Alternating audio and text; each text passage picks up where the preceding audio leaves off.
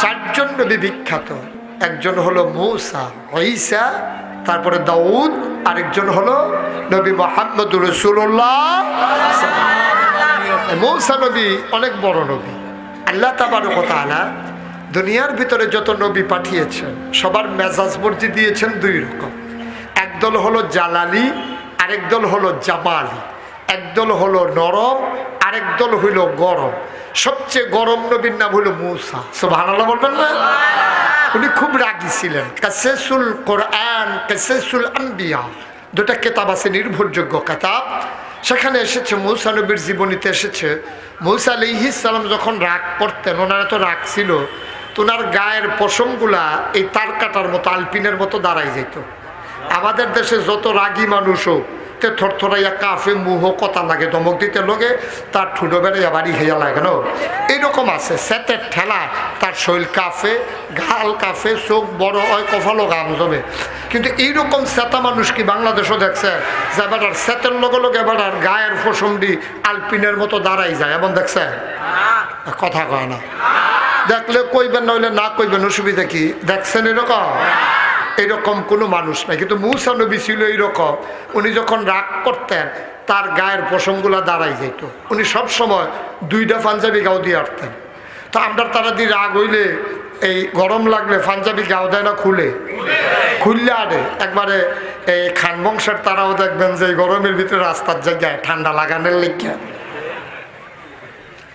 তাইলে গরম লাগলে পাঞ্জাবি খুলনের না কথা, এবার দুই পাঞ্জাবি গাও দেয়। কারণটা কি? কারণ হইল যে উনি যখন একটা পাঞ্জাবি গাও দেয়, রাগের ঠেলায় পশমগুলো যখন দাঁড়াই যায়, পাঞ্জাবির বাড়ুই যায়, পাঞ্জাবির বাইরে দিয়ে আরেকটা গায়ে দেয় ঘুরনের লেগে। সুবহানাল্লাহ বলবেন না? মূসা নবীর এমন রাগ, ওনার কাছে আজরাইল এসে, আজরাইল কই গেছিল, যাইতে সময় মনে করছে নবী যখন, এবার ওর লোক একটা দেখা দিয়া যায়। তো এই কথা মনে করিয়া যখন গিয়া ঢুকছে, মূসা আলাইহিস সালামের সামনে দাঁড়াই দিছে, গিয়া কয় কেমন আছে? কয় আসি তো ভালোই, কিছু কইবা না? কয় কি কমু, আইলাম তো জিগাইলাম কেমন আছে? কয় যাইতে হইন না, যাইও। এখন মূসার কাছে দিয়া যখন যাইতে ঠাস করে দিছে এক থাপ্পড়, চোখ খুললা ফুটে গেছে জমিনে, টোহাইয়া উঠটা লিছে দৌড়। আল্লাহর সামনে গিয়ে চোহ হাত দিয়ে এটা লইয়া খেলে রয়েছে। আল্লাহ কয় কি তারা এখন হাত দিয়া রাখছত কেড়ে? কয় যে এটা আসিল এটা নাই। কয় হেয়া তো কিতা? কয় এখনো আসিল যে এটা সেইটা। কয় এই কাম তোরে কেডাই করছে? কয় তোমার মুসাইদ করছে। কয় তুই কিতা করছ? কয় আল্লাহ হারাম। অকারে গিয়া খেয়েছি, কিচ্ছু কইছি না, বলে ভালো রে বিল্লা আমার। কয় যাইতে হইনা যে গেছি, পরে ঘি চালাইছে। কয় তুই কিচ্ছু করছ? তা কয় জি না। কয় কিছু সালাম টালাম দিসলা নি? কাল্লা এটা তো মনে নাই। কয় জানটা যে লই আইছে আলহামদুলিল্লাহ পড়ো 33 বার। জানটা যে লই আইছো তাইলে পানি আমার মনে করো মুসার মতো নবীর সামনে গিয়ে সালাম দিতে মনে থাকে না, আবার এসে বিচার দিতে এখন হেলো জানতে কার সামনে গিয়া কিতা করে বইছে? সালাম না তো তুই গেছ কীর্তি হেন? সুবহানাল্লাহ কয় না রে? এই মূসা নবী গরম নবী। এই মূসা আলাইহিস সালাম তুর পাহাড়ে গিয়ে আল্লাহর সাথে কথা বলতেন। রওনা দিছে তুর পাহাড়ের দিকে, যাইতেন উনি একটা জঙ্গলের ভিতর দিয়া। খুব মনোযোগের সাথে শুনেন, জঙ্গলের ভেতর দিয়ে তিনি তুর পাহাড়ে রওনা করছে। পাহাড়ে উঠে গিয়া তিনি একটা পাথরের আড়ালে দাঁড়াইয়া কথা বলতেন। সুবহানাল্লাহ বলবেন না? তো যখন জঙ্গলের মাঝে দিয়ে রওনা দিছে, দূরের থেকে তাকাইয়া দেখে ওই রাস্তার উপর একটা হরিণ দাঁড়াই রয়েছে। কি কি? একটা হরিণ রাস্তার উপরে দাঁড়াই রয়েছে। মূসা আলাইহিস সালাম মনে করছে হরিণটা বোধহয় আমারে দেখছে না, এই জন্য বোধহয় দাঁড়াই রয়েছে। তো মূসা আলাইহিস সালাম কাছে ইয়া গলা জাড়া দিছে, হরিণে আরো শক্ত ইয়া দাঁড়াইছে। মূসা মনে করছে কি তারে, হরিণ তো মানুষ দেখলে দাঁড়ানোর কথা না, এটা দৌড়ে না দিব। মূসা আলাইহিস সালাম কাছে গেছে, গুজে জাড়া দিছে গলা, হরিণ আর যায় না, সামনে গেছে। পরে হরিণের জবান খুলে গেছে, ডাক দিয়া মূসার সালাম দিয়ে ফেলছে। সুবহানাল্লাহ বলবেন না? মূসা আলাইহিস সালাম কয় ঘটনা কি? কয় সকাল থেকে দাঁড়িয়ে রয়েছে, আপনি আইতে এত দেরি করে? কয় ঝামেলা আছে না, সাইডে আউন লাগে। কি ঘটনা কি? কয় মূসা, আমরা তো এই জঙ্গলের ভিতরে থাকি, আমরা নিকৃষ্ট প্রাণী, আল্লাহ আমাদেরকে অবলা প্রাণী বানাইছে। এই জঙ্গলের ভিতরে আজকে অনেক দিন হয় বৃষ্টি হয় না। জঙ্গলের ভিতরে একটা খাল ছিল শুকাই গেছে, পুকুর ছিল শুকাই গেছে।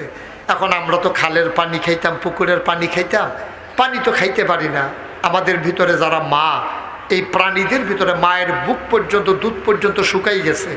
প্রাণীগুলো মারা যাবে দুধের অভাবে। ও মুসা, তুমি একটা কাজ করো, তুমি তো আল্লাহর সাথে কথা বলতে পারো, তুমি একটু কাজ করো, যখন তুমি আজকে তুর পাহাড়ে কথা বলতে যাবা, তুমি দয়া করে আল্লাহকে একটু বলে দিও তো, আল্লাহকে আমাদেরকে বৃষ্টি দেবে নাকি দেবে না, এই কথাটা একটু জিগাইও। সুবহানাল্লাহ বলবেন না? মুসা কয় ঠিক আছে, যাইতে আছি, এটা নিয়ে টেনশনের দরকার নাই, আমি গিয়েই জিজ্ঞেস করব। এখন মুসা গিয়ে তুর পাহাড়ে পাথরের আড়ালে দাঁড়াইছে। এমন সময় আল্লাহ তাবারক ওয়া তাআলা ইশারা দিছে, এই মুসা কথা শুরু করো। মুসা আলাইহিস সালাম কয়, আল্লাহ আপনি কি শুরু করছেন? কোন ব্যাপারটা? ওই যে জঙ্গলের প্রাণী সহ আমার কাছে বিচার দিছে, আপনি বৃষ্টি দেন না, হারা পানি পাইতে আছে না, সব প্রাণী মারা যাইতে আছে, আপনি যে বৃষ্টি দেন না, হারা কি আর কল সাপ দিয়ে পানি খাইতে পারে না বালতি দিয়ে তুললে পানি খাইতে পারে? আপনি বৃষ্টি না দিলে তো সব পানি মারা যাবে, এখন কি করা? আল্লাহ কয় ঠিক আছে, তুমি তাদেরকে বলে দিও বৃষ্টি দিয়া দেবো।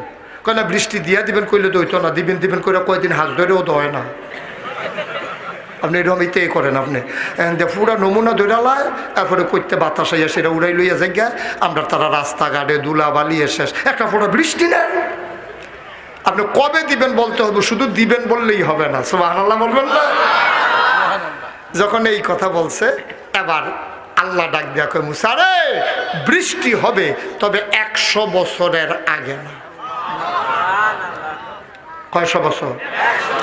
মুসা কি খুশি না বেজার?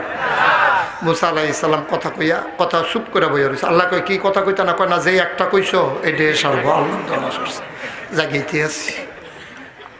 মুসা আলাইহিস সালাম খুব রাগ করে রওনা দিছে, মনে মনে দোয়া করতেছে, আল্লাহ হরিণটা যেন সামনে না পড়ে। আল্লাহর কি কুদরত, আইয়া দেহে হরিণটা খেয়ে রয়েছে। মুসা মনে করছে ভিতরে যে কোনো ইচ্ছা যে জ্ঞান নাকি, হরিণের সামনে দিয়ে গিয়ে দাঁড়াই রয়েছে। হরিণে ডাক দেয়া কয়, কি মুসা লুকোচুরি করতেছে কেন? কি খবর? খবরটা কইয়া যাও। কয় হুননের মতো না। কই জিজ্ঞেসলা না? আরে ফইলেও তো জিজ্ঞেসলা। তো কয় কি কইছে? কই যে এটা কইছে তুই হইনা লাভ নাই, আমি মুসা নবী তো খুশি হইতে পারি নাই, তোর তো ফইলে নাই। কারে কি কইছে এটা কও না। কয় না, শোনার দরকার নাই তো। তোমার দরকার কি? আমারে তুমি আল্লাহর কাছে জিজ্ঞেস, আল্লাহ যেটা জবাব দিছে এইটা না কইব, তোমার নিজের তো কোয়ার দরকার নাই। আল্লাহ কি কিছু বলে নাই? সুবহানাল্লাহ বলবেন না? আল্লাহ তো কইছে, কিন্তু যেই কথা কইছে এটা তুই শুই না, শান্তি পাবি না। কয় কেন? আল্লাহ কি বলছে বলো না। কয় যে আল্লাহ বলছে 100 বছরের আগে বৃষ্টি হবে না। সুবহানাল্লাহ বলবেন না? হরিণ কয় আলহামদুলিল্লাহ। হরিণ কি কয়? হরিণ কি কয়? হরিণ কেন? মুসার রাগ কমছে না বাড়ছে? মুসা কয় চুপ, দাঁড়িয়ে থাকবা, দৌড় দিবা না। তুই কি বুঝছি আলহামদুলিল্লাহ কইসত, কই আর পরে যাইবি বেড়া? 100 বছর পরে বৃষ্টি তুই থাকবি? কয় না। কত নানাত করে থাকবো, ফলামাইয়া থাকবো? কয় না।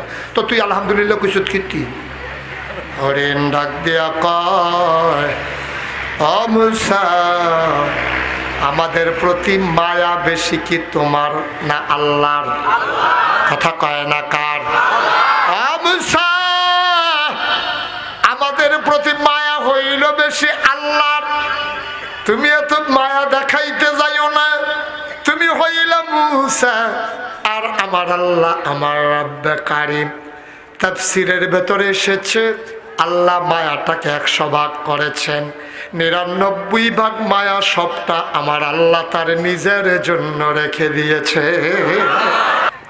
99 ভাগ মায়া আল্লাহর কাছে, আর 1 ভাগ মায়া আল্লাহ 18,000 মাখলুকাতকে দিয়েছেন রে মুসা। এই 1 ভাগ মায়া পাইয়া তুমি এমনি মায়া আমারে দেখাও। 1 ভাগ মায়া একজনের অন্তরে আর কটুক পড়ছে, সামান্য একটু ছোঁয়াইছে, এটা পাইয়েই তুমি মায়া দেখাও। 99 ভাগ মায়া আল্লাহ তার নিজের জন্য রেখে দিয়েছেন। সুতরাং আল্লাহ মায়া করে বলেছে 100 বছরের আগে বৃষ্টি হবে না।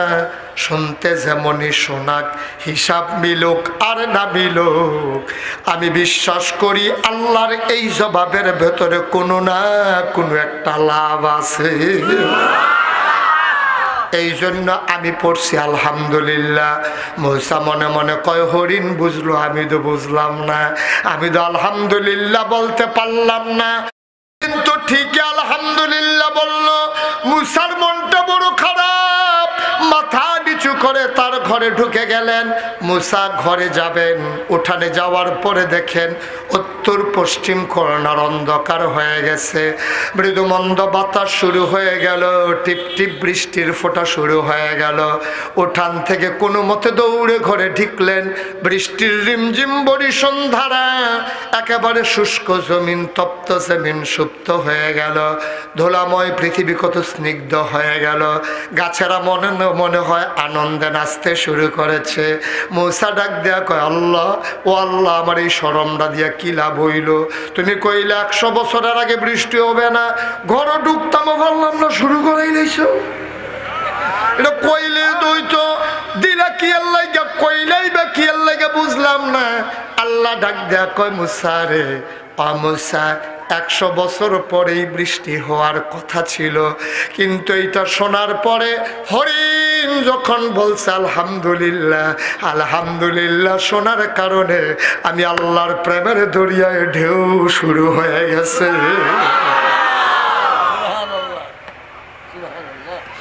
লাইন শাকারতুম লাযীদান্নাকুম, নিয়ামত পেয়ে যদি শুকরিয়া আদায় করবি, শুকরিয়া আদায় করতে দেরি রে, আমি আল্লাহ নিয়ামত দিতে দেরি করি না। হরিণ যখন বলছে আলহামদুলিল্লাহ, আমি মিকাইলকে ডাক দিয়া বললাম, মিকাইল, যাদের এখন পানির দরকার তারা শুনলো বৃষ্টি হবে 100 বছর পরে। শোনার পরে আমি আল্লাহর ফায়সালা মানতে গিয়া কয় আলহামদুলিল্লাহ। যে হরিণ 100 বছর পরে বৃষ্টি হবে শুনে আলহামদুলিল্লাহ কয়, যা যা যা, আমি আল্লাহর কুদরতে ও এলাকার উপর দিয়া 100 বছর পরের বৃষ্টিটারে আগাইয়া এই মুহূর্তে বৃষ্টি দিয়া দে। আল্লাহ পারে নাকি পারে না? আল্লাহর এই ক্ষমতা আছে নাকি নাই? আল্লাহ কয়, বান্দারে শব্দ আমিয়ে দিলাম, তোরে আমি মানুষ বানাইলাম, নিয়ামত দিয়ে তোরে ভরপুর করে দিলাম, মাথার উপরে আকাশ দিলাম খুঁটি ছাড়া, জমিন দিলাম তোরে সমতল করে। ও বান্দা, তোর জন্য আমি কি না দিলাম। পৃথিবী যেন হঠাৎ করে নড়ে চড়ে না ওঠে, কেঁপে কেঁপে যেন ধ্বংস হয়ে না যায়। জায়গায় জায়গায় আমি পেরেক মেরে দিলাম। তুমি যদি বলো পেরেক কই, আমি বলবো মাটির নিচে। তুমি যদি বলো পেরেকের মাথা কই, আমি বলবো খাগড়াছড়ি, বান্দরবন, রাঙ্গামাটি, ময়নামতি ক্যান্টনমেন্ট। তুমি ঘুরে ঘুরে দেখো ওই যে বর্ডার বেল্টে পাহাড়ের সারি। আল্লাহর কোরআন কয় এইগুলা পাহাড় না, এইগুলাই হইল পেরেকের মাথা।